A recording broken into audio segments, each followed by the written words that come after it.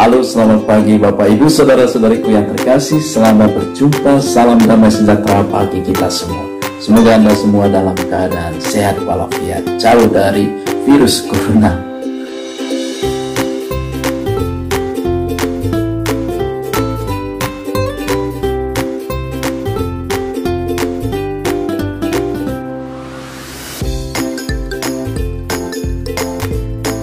Anda sendiri bertanggung jawab atas hidup Anda. Karena itu jagalah kebersihan.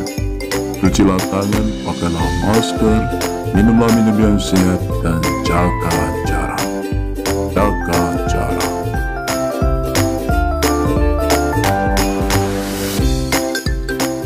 Tahun 1030 sebelum Masehi, Israel sudah berbentuk kerajaan, dan raja pertamanya adalah Saul. Kemudian Saul meninggal diganti oleh Daud. Daudlah yang mempersatukan Israel bagian utara dan selatan, dan ibu kota kerajaannya di Yehuda, di Yerusalem bagian selatan. Indonesia waktu itu seperti apa ya? Nah, hari ini kita mendengar tentang Yeskiel, salah satu nabi besar. Ia diutus ke tengah bangsa Israel ketika bangsa ini mengalami krisis iman, krisis moral, krisis kepemimpinan dan identitas diri, karena bangsa ini selalu ditindas oleh bangsa yang lain. Yeskiel mewartakan tentang harapan, mengingatkan bangsa Israel untuk setia kepada iman mereka, yang mengingatkan bagaimana Allah mengutus Daud untuk mempersatukan bangsa ini. Tapi salah satu pewartaan yang utama dari Yeskiel ialah bahwa Allah sendiri yang akan mempersatukan bangsa ini di Yehuda. Tetapi pertanyaannya, bagaimana Allah mempersatukan bangsa ini? Dan menariknya dalam bacaan Injil kita juga dari kemarin beberapa hari yang lalu, perseteruan antara orang Israel dan Yesus.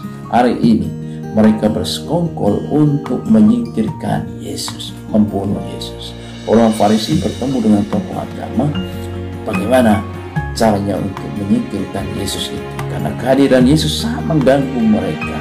Yesus selalu kritis terhadap tokoh-tokoh seperti ini. Tetapi ada salah satu tokoh yang menarik, imam besar waktu itu, yaitu Kayafas, yang mengatakan bahwa hei, kalian tidak tahu apa-apa, bahwa Yesus lebih baik satu orang dikorbankan untuk keselamatan, bukan hanya untuk bangsa Israel, tapi untuk semua bangsa. Nah, apa tujuan dari kedua bacaan ini? Yang pertama, bahwa kita melihat rencana karya keselamatan yang disampaikan oleh Kayafas tadi itu terjadi dalam diri Yesus Kristus untuk menyelamatkan tidak hanya bangsa Israel, tetapi semua bangsa. Anda masih ingat ketika Natal, ada 3 majus dari timur datang bertemu dengan bayi Yesus. 3 majus ini mewakili bangsa-bangsa. Dan kini wafat, penderitaan, dan kebangkitan Yesus menebus semua bangsa dan mempersatukan mereka. Lalu yang kedua, dalam kehidupan kita, jika kita dikuasai oleh rasa benci terhadap seseorang, maka kita akan dipengaruhi oleh sikap itu dalam diri kita, membutakan mata kita, mata hati kita barangkali, tetapi kreatif untuk mencari celah. Bagaimana supaya orang yang kita benci itu jatuh, dan juga siasat-siasat yang lain. Benci membuat kita tidak kreatif menjadi seorang manusia, tapi justru selalu terusik dengan kehadiran orang lain, bahkan terusik pada suara kebenaran.